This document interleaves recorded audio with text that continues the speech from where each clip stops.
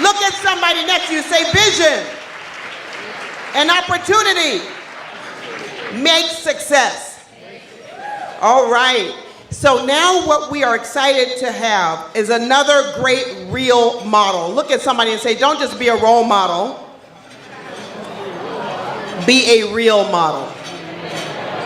And we have another real model in the house, a 4-time world boxing champion and Fox Sports boxing analyst on Inside PBC Boxing. Give a big hand for Abner Mares.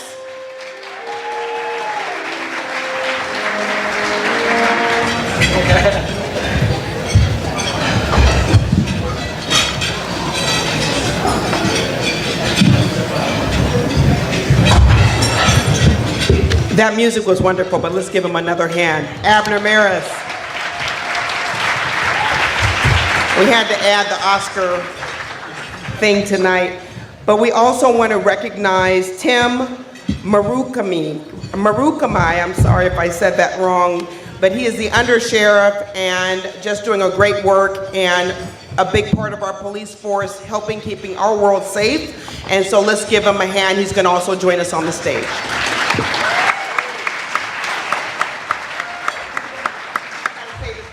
Can you help me? Yeah.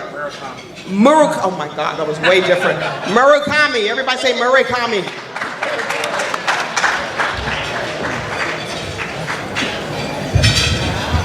Sit down. Yes. I guess before Abner speaks, he wanted me to see a little bit about what we're doing with the Sheriff's Department. I've been on 40 years. I know I'm saying because I'm Asian, I probably don't look like 40 years on the force, but hey, brother. But in 40 years, I've arrested probably thousands of crooks. But the biggest impact I've had, I believe, is through the Youth Activities League, where for the past 20 years, we've invested in our kids. And if you look at smart policing, it's not effective to put guys in jail. It's effective to get the kids and steer them in the right direction. Yeah, so basically what it is, you know, I share with the guys out there that when I work county jails, I'll bet you about 90% of the guys in there are not bad. They just made bad choices. You know, 5% are straight evil, but the majority of guys are just bad choices. So the goal of the YEL is to basically foster these kids, because a lot of these kids come from homes which are basically a mess, or they're surrounded by gangs. So the Youth Activities League basically took back the parks. The parks belong to the community, not to the gang members. So you have kids involved in year-round sports, baseball, basketball, soccer, flag football, and initially these little All-American football, Little League thought we were a threat, but we weren't a threat because our kids don't have money. So they couldn't afford to play those sports. So we also have scuba diving, we've got boxing going now, we have judo, we have a summer camp for them, and everything we do for them is free. So it's kind of, yeah. One of the biggest blessings is to take kids to the camp and have a gang member you arrested bring his kids to you and trust you with their kids. You know, because they respect you and they know you're going to take care of them. And I know we have a boxer here by the name of Villatore. He's one of our deputies. And he shared a story about one time he took kids to the beach to take a run. And the kids stopped. And they're in awe because they never saw the beach before. They never saw the ocean. So we're taking kids and exposing them to the world they've never seen before. They think going to the next city over is like, you know, 10,000 miles away. So Abner's up here to share his life story. He's an example of what you can do as a person to give back to the community. And Abner, I want to find out a little bit about your history as a kid. Well, thank you so much. Good evening, everyone.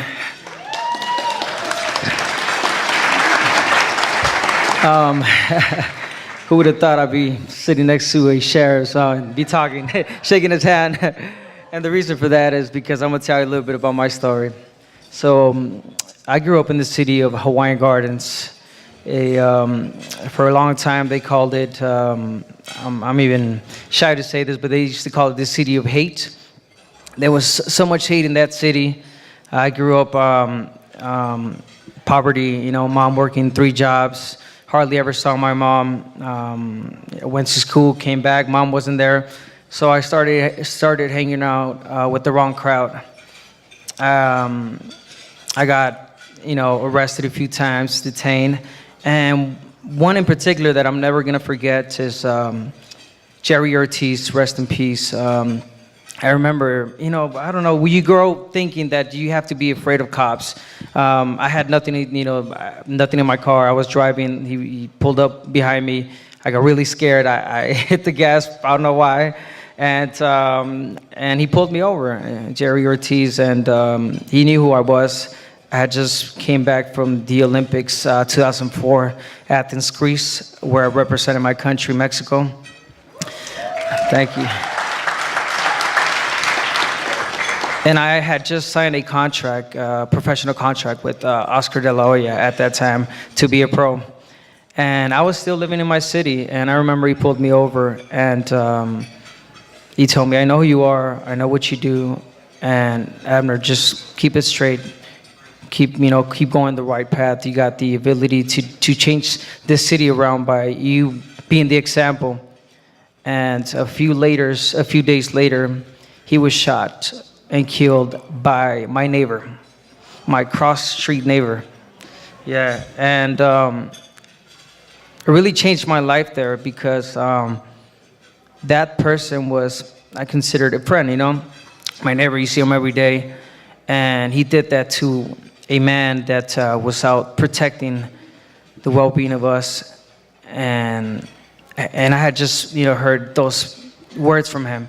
So that really impacted me in my life, and I'm a 4-time world champion now. I've done well for myself. I work as a commentator now, and all I do and crave is helping out my community, my family. I call it my family. The kids, giving backpack giveaways, turkey drives, toy drives, you name it. I try to do as much as I can for my community because I know what it's like, and I want to be a role model, and I want the kids to see a way out. And I am that, as many of us that we are here, to impact the young youth. And I'm just privileged to be here again. I'm sorry, a little nervous. I got my daughters over there.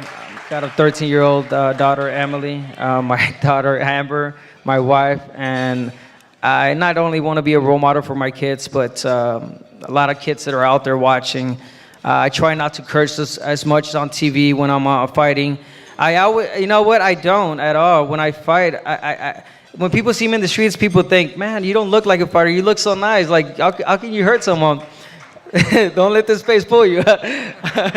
I changed in there. And I'm just blessed. I just had a surgery, and I'm saying all this because it's a lot of things that happened through my life, I had a surgery 2 months ago. I'm in the hurt business, clearly hurt business, boxing. I got punched in the eye. I got a detached retina. In most cases, that means an anterior injury. But today, I want to make the announcement. Today, I saw my ophthalmologist, and he told me that I am clear to fight again. And I will be back this by the end of the year.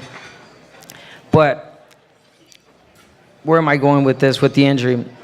There's nothing more painful than seeing a young kid not knowing that he has an opportunity in front of him.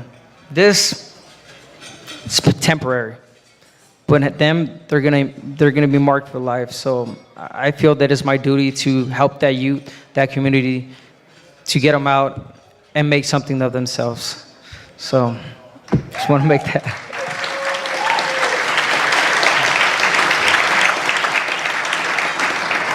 Yeah, I know, Abner, that you've taken your gifting of boxing and taken to our kids as an example and trying to train them. What can you tell me about what you've done with our youth activities league with boxing? I'm sorry.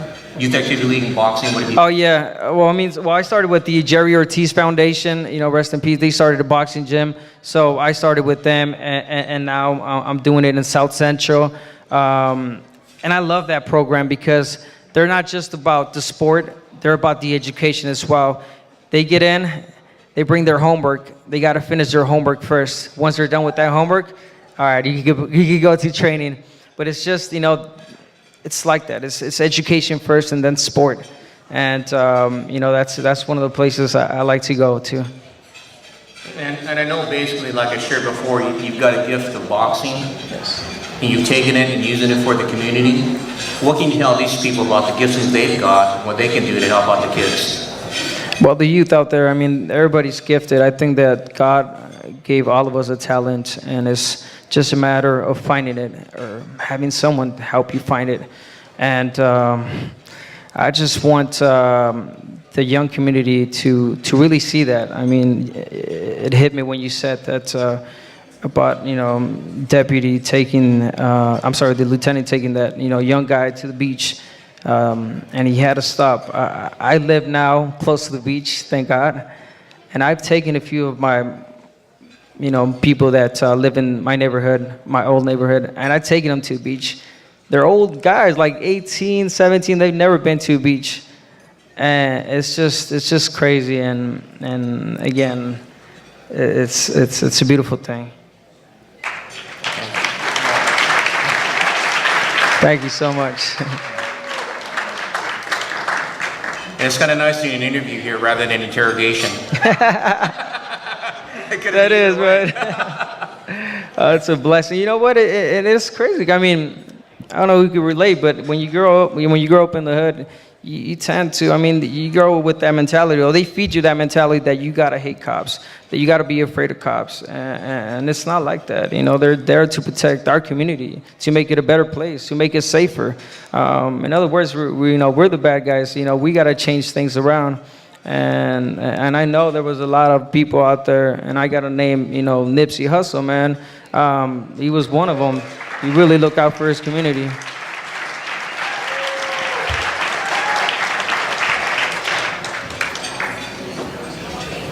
Well, I just want to thank you for all that you've done for the community and the way you've been an example to our youth. I mean, it means a lot. And the fact that, I'll tell you honestly, I've watched the way you interact with your kids, and you're a good man. You know, you love your daughters, and it's very obvious, so I'm proud of you. Thank you so much. I love my kids. I grew up with 10 siblings. 11 with me. Same mom and dad. Hard to believe, right? Same mom and dad, and I grew up in a, you know, big family, and it's a beautiful thing. You know, you saw poverty real quick, and it's just a blessing where I am today. And I tell my kids all the time, be grateful for what you have. And I tell them the story every time, and they're like, yeah, Dad. I'm like, you know, we used to eat out of trash cans.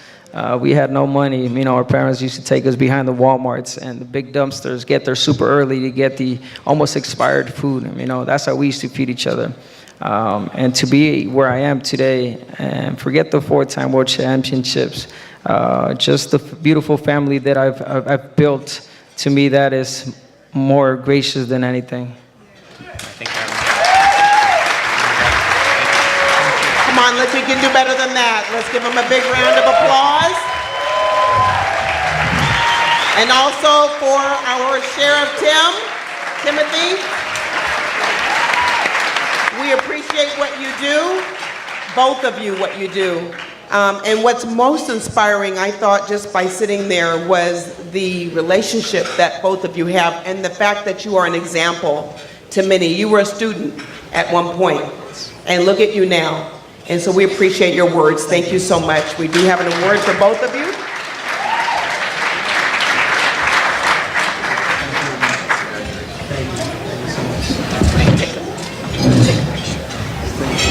Right here. You want to be in the middle?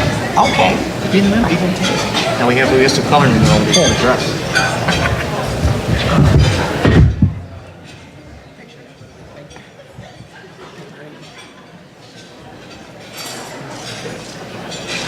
Thank you. Thank you so much. Thank you. Thank you.